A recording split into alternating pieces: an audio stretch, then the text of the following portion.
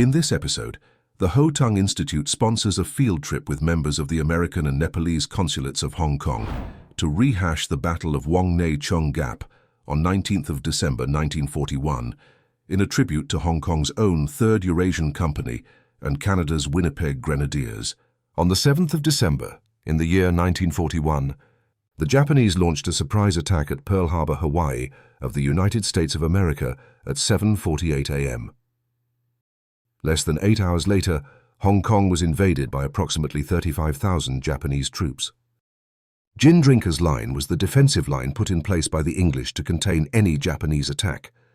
The line ran from Kwai Chung, which was once a stream that flowed into Gin Drinker Bay, in the west, to Port Shelter in Sai Kung in the southeast. The British believed this defensive line would hold any Japanese attack for at least half a year. They were grossly mistaken. Instead, the Japanese attacked on 8th December 1941 and had overrun the line by December 10th. Kowloon and the New Territories had fallen. Having secured Kowloon, the Japanese continued towards Hong Kong Island, where the bloodiest fight for the island was to come at Wong Nay Chung Gap Road. Welcome back to Hotung's Story. I'm Sean Hotung, and it's great to see everyone again. Today, doing something a little bit different. I'm going to go into the Battle of Hong Kong. I have several reasons for doing this. One is I've always been a history buff, being born in Hong Kong. I think my generation is the last generation of Hong Kongers, so people who are actually born in Hong Kong. It's like my siblings' children, they're not born in Hong Kong, in England and Finland. So we're kind of the last Hong Kongers, I would say. But I want to focus on the battle at Wong Nay Chung Gap Road. And this is actually very close to Six Flags Link, where I grew up with my siblings and my father. And one of the reasons I want to focus on this battle versus, say, the Gin Drinker Line battle in Kowloon is because of the 3rd Eurasian Company. And we had a relative in that company. And they fought very well. Unfortunately, they were overwhelmed. The Hotung relatives and in-laws that fought in this battle were Privates Stephen Hall and George Cotwall, Sergeant Ernest Zimmern and Andrew Zimmern. Lastly, Sir Robert's own grandnephew Algernon Ho. We're going to go on the walk of the Wong Nay Chung Gap Road, and I have a ex-captain of the Hong Kong HKEX-Servicemen who will be our guide. And you'll meet him in a second. I've worked with him before when we sent aid to Nepal and many other ventures we've done together. So he really knows his stuff better than me, so I'm going to turn it over to him. Okay. I'm not sure exactly how far back you can get. Well, they say they can put a full platoon in here. Can they see back there? Can you see? I got you. Can you see me? Hello, I'm Captain Albert Lam. I'm the president of the World War II Veteran Association.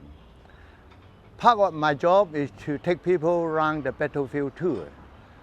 As a World War II Veteran Association, I think it is important to let the people of Hong Kong know the battle for Hong Kong history. And there are so many hardware in the territory, in Shing Mun or in Gin Drinkers Line, and here in Wong Nay Chung Road. There were a lot of stories along these places, and I hope people would come out to the suburban and then see the different part of Hong Kong. There's a lot story there to tell. One such story would be the unity and gallantry displayed by the Reed brothers of Hong Kong. 4 of the 6 brothers, Arthur, Edgar, Francis and Stephen, would lose their lives in the Battle of Hong Kong while displaying unmatched bravery against the Japanese at Jardine Lookout. Today I'm going to take people around the Jardine Lookout road, follow the historical trail from station number 1 to station number 10. There you will hear the story of Major Evan Stewart, Hong Konger, old Hong Konger, plus Lieutenant Phil, who defending PB number 1 and PB number 2 bravely. And you're talking about the battle for Hong Kong.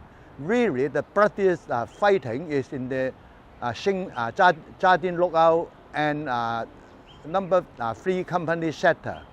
And the number 3 company really, the Eurasian company really did a good job defending Hong Kong, inflicted a lot of casualty to the Japanese. As the last stop, we will stop at Lawson's bunker. There I will tell the full story about Brigadier Lawson, how he was involved in the fighting of Hong Kong and how he fought the Japanese so bravely and ended up killed in action, and how the Japanese, why the Japanese so respect him, a man who carried out duty to his last minute. The bravery of the Canadians in the Battle of Hong Kong is without doubt. This presentation is to remind the world of the forgotten valor, determination and courage of the Chinese Europeans of Hong Kong, namely the men of the 3rd Eurasian Company and the Hong Kong Volunteer Force, whose fighting prowess against the Japanese aggressors was of the highest standard bar none. A tribute to the men who fought and died for their families and homeland. Major Sean Zima, USA, a veteran of Afghanistan, Captain Colby Sherwood, USN, liaison of U.S. Consulate in Hong Kong, Lieutenant Colonel Stephen Wong, USAF, Staff Sergeant Calvin House, USA, Acting Consular of Nepal, Satish Gurung and his wife, ex-Gurkha and Special Force Sergeant of the Sultans of Oman, Trilok Gurung and his sons. Retraces Hong Kong's bloodiest battle at Wong Nai Chung Gap. Sean, hold that. Sean, and I just met. I'm Sergeant House. Sorry, Sergeant House. Sergeant House. So we're waiting for one more person. Colby. One particular. Today we will go through 10 stations, and in the old days, this is when it was first made, it's station 10, but now it makes sense. They start with 1, 2, 3, 4. No, then let's go that way. Good. Maybe go and have a quick look, and then we go. Let me explain. Now we station apart from a gun position right up there, and this is the headquarters of number 3 company. These men of the 3rd Eurasian Company engaged in the bloodiest battle of the invasion of Hong Kong, and would contribute to inflicting the heaviest losses suffered by the Japanese invaders. The 3rd Company fought so tenaciously that the Japanese had to call up their suicide units. Most of the 3rd Company defending Jardine lookout would perish. Major General Maltby later stated, "In action, they proved themselves stubborn and gallant soldiers." To quote examples seems almost invidious, but I should like to place on record the superb gallantry of No. 3, Eurasian Company, at Wong Nai Chung Gap. This is the bloodiest battle that fought in Jardine Lookout and the Wong Nai Chung Gap here. Now, behind Sean, that is the magazine. On top of the ammunition depot at Station 2, the British had placed a pair of 3.7-inch anti-aircraft guns to protect the valley. Take this path now up the hill, and then we make the first stop. I will then explain you the battle.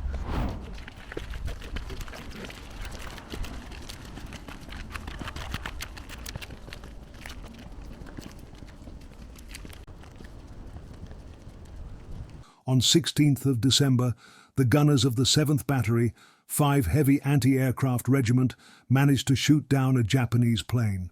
However, on 19th December, the Japanese, after an intense 2-hour battle, overran defending elements of the 3rd Eurasian Co. and the Winnipeg Grenadiers and took possession of the position. In the first phase of the battlefield tour, I told you guys the battle for Hong Kong, you can split it into 2 parts, Phase 1 and Phase 2. Phase 1 was the battle for Kowloon. Why only Kowloon? Yes, because the British had no plan to defend the new territories. Too big an area, not enough manpower. Quite logic. So they put all their hope at a place called the Jin-Ginger line. The Jin-Ginger line actually started from the Kwai Chung Chin Wan area along all the hills. Now up all the hills from the through Kowloon, Lion Rock, all the way down to Chung Road. They try to make use of the high ground, the hill, hope to stop the Japanese advance. However, the Japs start to cross the border on the 8th of December. American will know that day well. I know that our day is different than yours. Now the second phase, General Moby posted to Hong Kong. So now they have everybody now moved back to the island. Now let's look at the Japanese. Now the whole task, although it is said General Sage of the 23rd Army, the whole job is given to the 38th Division. So in 38th Division, there are 3 regiments, the 228, 229, and the 230. Now the 228 is the center force, and then the 229 the left, and the 230 that side. But I just raised them out in number. And in support of them, they have artillery, they have engineer, they have mortar, and most important to them, they have the Air Force support. I'm sure Kobe will say that if you don't have the Air Force, it will be very difficult to fight a war, to be honest. It is true. I'm going to defer that to Sean's Army guy. The Air Force? He's also Air Force. So, all right, no argue here. All right. Number 3 company, right? Number 3 company, very unlucky. He was given the big task. Now you look at this line. This is the boundary. This is the boundary of the West and the East Brigade, right? So here, then number 3 company is here. The headquarters is somewhere in there. They defend this area. So now you can see the 230 come this way. Objective, Wong Chung gap down there. And you would also see what happened to the center force, Doyi Regiment. Again, he in the Quarry Bay area, he landed. You can see he's also been given the same task, Wong Chung gap. The whole reason is because they know the British force, the defense plan, and this is the West Brigade and this is the East Brigade. They want to cut the 2 brigades to half. So they went straight. They spent a lot of effort went up there. Now, so as they come quickly, they come into the volunteer location. This gentleman, number 3 company commander, he then wrote a book. He wrote a book called A Record of Action by the volunteer in the World War II. Major Stewart, 8 officers in his company. At the end of the war, only 3 survived, and the company, less than 2 dozen of people survived the war. And he was awarded a DSO, Distinguished Service Order. Now, the younger rank will get a DSM medal, but as an officer, as a major, he get a DSO. And then in the whole Battle of Hong Kong, only 6 DSO awarded to the defense force, and that 5 of them went to the regular forces, and the only local man, him, get a DSO. We go this way down, and then as we go down, I will tell you another story about PB1 and PB2. It would be nice if we sit on top of the pillbox. Now, before we move, any question here? Hey, well done, boys. Okay, we'll follow you.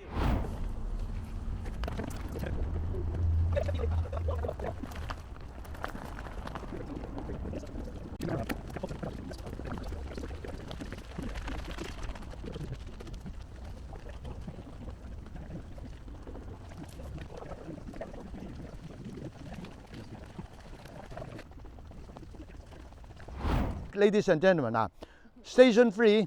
Now, look at that hill. This is the Nicholson, Mount Nicholson. Now, this hill actually held number 3 company a lot. The reason that for the pillboxes or things like that, there are blind corners. You won't see the enemy if you sit inside a pillbox. But the watch over there and the gun over there actually helping them to defend the area, including Major Stewart. When Major Stewart was hiding somewhere down there, the Japanese just don't bother. We just make use of the cover we have in the high ground. As long as we have someone to guard them, they won't go. They actually don't know how many people inside. They only have 7. 3 of all of them basically were injured. So now that is the reason. Now understand that when I later on will tell you about how Lieutenant Phil, with so little manpower, can hold this place for that long. Okay, let's go.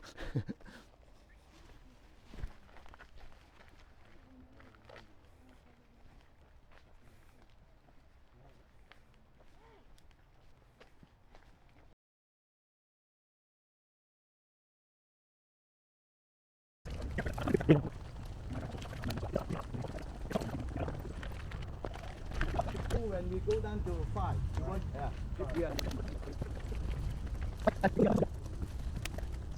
This space was the area of savage fighting when the Japanese forces, using a bayonet charge, overran the West Brigade headquarters, including the pillboxes.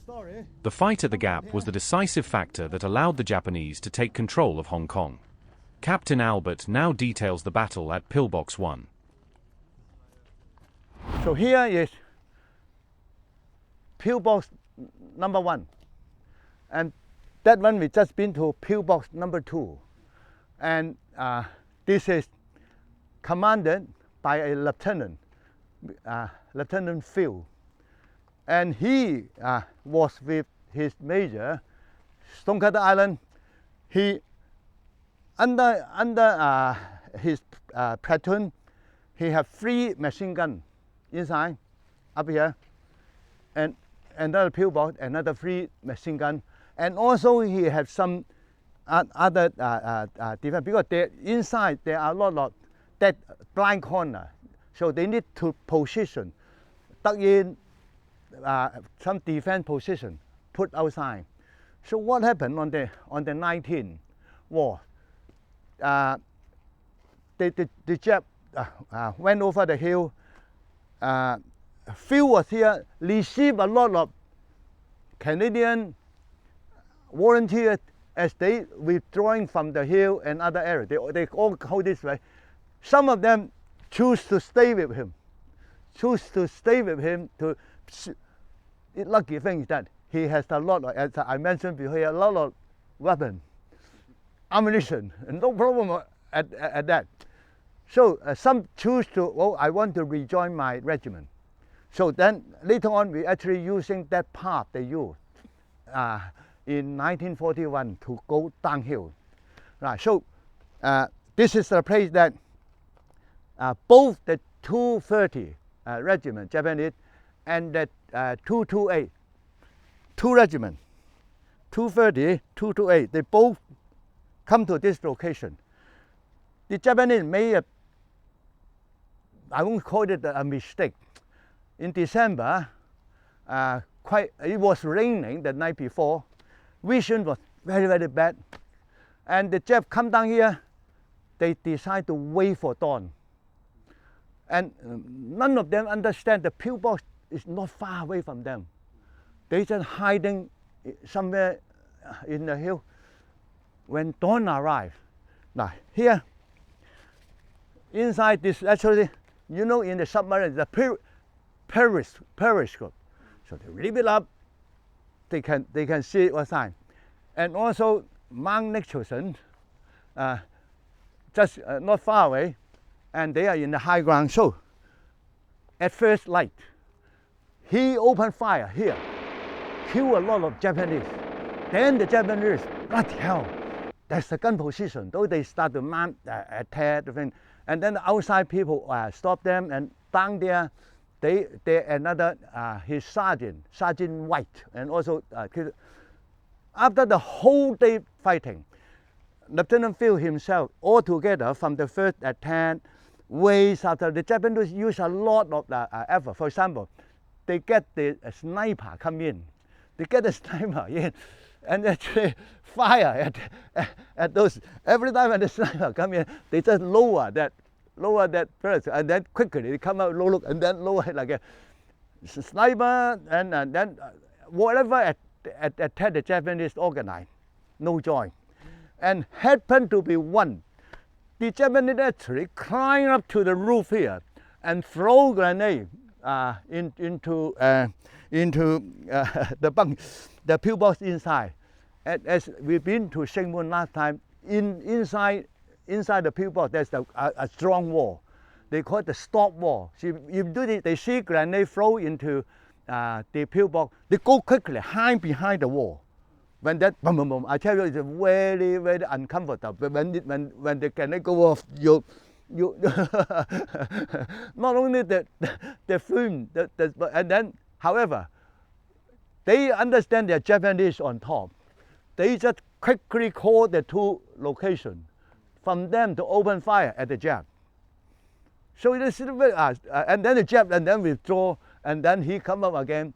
Now later in the day, after from the night, then from the first light of the day, the 19th, until the evening, they just hold this place.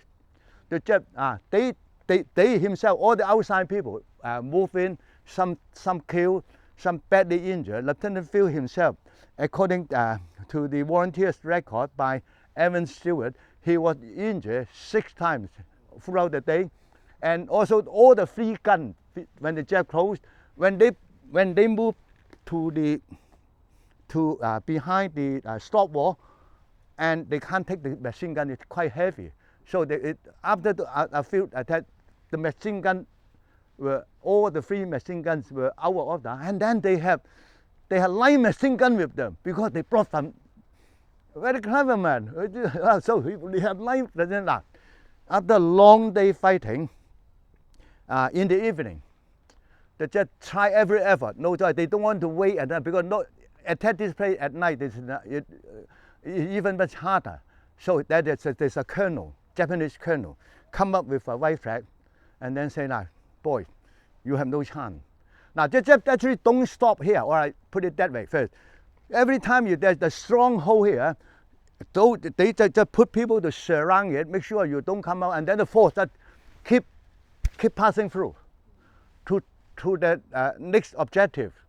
And so, but this stubborn gentleman, he actually was unconscious, and then it was his sergeant. He checked I maybe exaggerate a bit, right? He checked the how many rounds left with the whole session he had. He said only 5 rounds left with him. So when the colonel come up, and then Sergeant White, at that time, Lieutenant Phil was unconscious, and say okay, and the Japanese say okay, we will treat you fair. Now, later on when we go down to the next stop, the Japanese sometimes they respect those men, even you are an opponent. They respect you. You really carry out your duty, right? So the Japanese come up, give the deal like that. We are not going to carry you. Those who can walk, or you help them to walk, I will take them down to the dress station. So they have to left behind 2. They believe the serious injured guy, and then the rest. Lieutenant Phil was carried to the dressing station as we came in, but not there, slightly down the hill. The Japanese had suffered 800 casualties, and many were furious that such a small group of men had inflicted such losses. According to Bob Manchester, a soldier of the Winnipeg Grenadiers, the Allies requested if the wounded could be taken with them. The Japanese firmly rejected this request while assuring the Allies the wounded would be well provided for. Instead, the Japanese shot and bayoneted the helpless men. Once the war was over, it was near this stream in the Wong Chung Gap area, where evidence of this massacre, such as the bones of the slaughtered Allied soldiers, were found. According to Anthony Bantam's work, Hong Kong Volunteer Defense Corps, No. 3 Machine Gun Company, the seriously wounded Eurasians, Private Sam Izzat, who had been shot in the back. Private Edward Fisher, hit 7 times in the face, and Private Jeffrey Jitz, shot in the shoulder, along with 1 Canadian, were killed by the Japanese after field surrender. It's interesting because the pillboxes are facing south, right? Rather than the north, which is where the majority of... Sean, let me explain to you. You look at the defense plan. General Moby have a... Major Zima, without any directional aids, asked Albert why is the pillbox facing the south when the invasion came from the north. Albert, taken aback, admits that the British were somewhat clueless. It is noted the British were fully surprised as they had expected the Japanese to attack by sea from the south.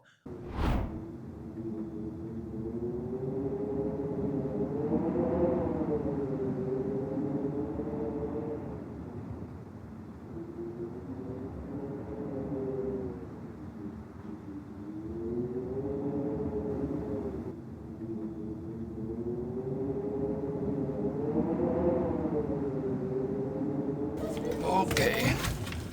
Oh, you need to squeeze past me? Sweet. It's blocked.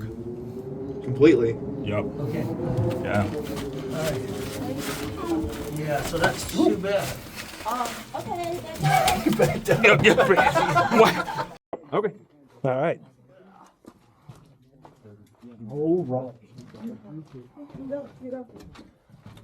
Okay. I'm not sure exactly how far back. Well, they say they can put a full platoon in here. Can they see back there? Can you see? I got you. Can you see me, Toby? No, Okay. but I tried to turn on my torch. Uh, Yeah, okay, yeah, see you. Uh-oh. Go. There we go. Yeah, okay. Okay. You guys ready? Sure. Just yell at me if I move too fast. Oh, Toby. I believe that might be it. That's it? Yeah. Oh, they closed it in. You move. Yeah, I can see. Hang on, stay right there, Sarge.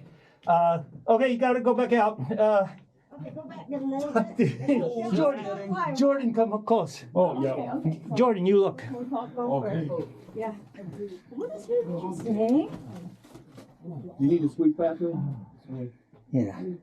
I need to get in. Oh, no, no need. No, to get in there? Yeah. No way. There's no way. It's pretty blocked, right? Yeah. Wow. Completely. Yeah. Okay. All right. What is he? Yeah, so that's too bad. Oh, okay, that's all right. Oh, there we go. Okay, your turn. Okay, yeah. That way I can help you with the light as well. Okay.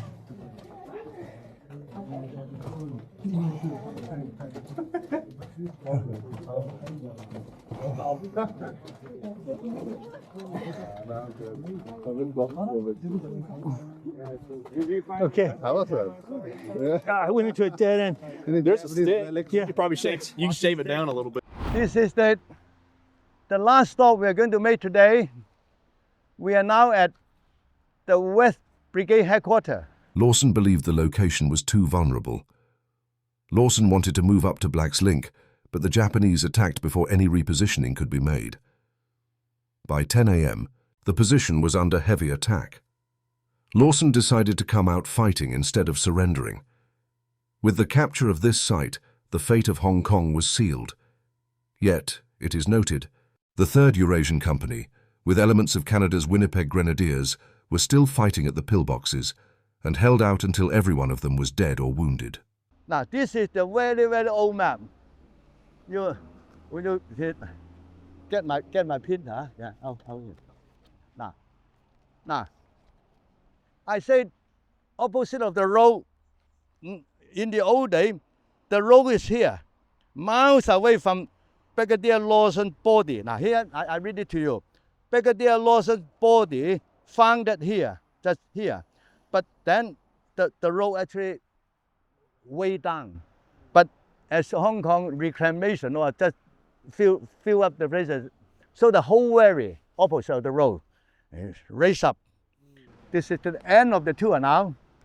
Before we close down, any question, not only here, or any question of the morning? So you said the body was exhumed and moved to Saiwan? Moved to Saiwan. In the north? No. Where's Saiwan? South? Saiwan is, You know Shaoqiwan? Shaoqiwan. Okay. Taiwan, actually there is they got, to be more precise, it is, the place is called Saiwan War Cemetery. Now, S-A-I-W-A-N, Saiwan. Saiwan War, and that is a big Commonwealth War Grade Commission cemetery there.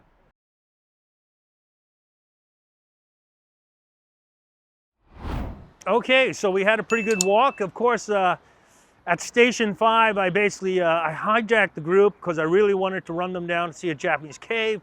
We found the cave, we've wrapped it up, and we're now going to go get some food. And I'd like to thank everyone for watching. If you enjoyed this show, please subscribe, like, comment, and share. And thank you very much.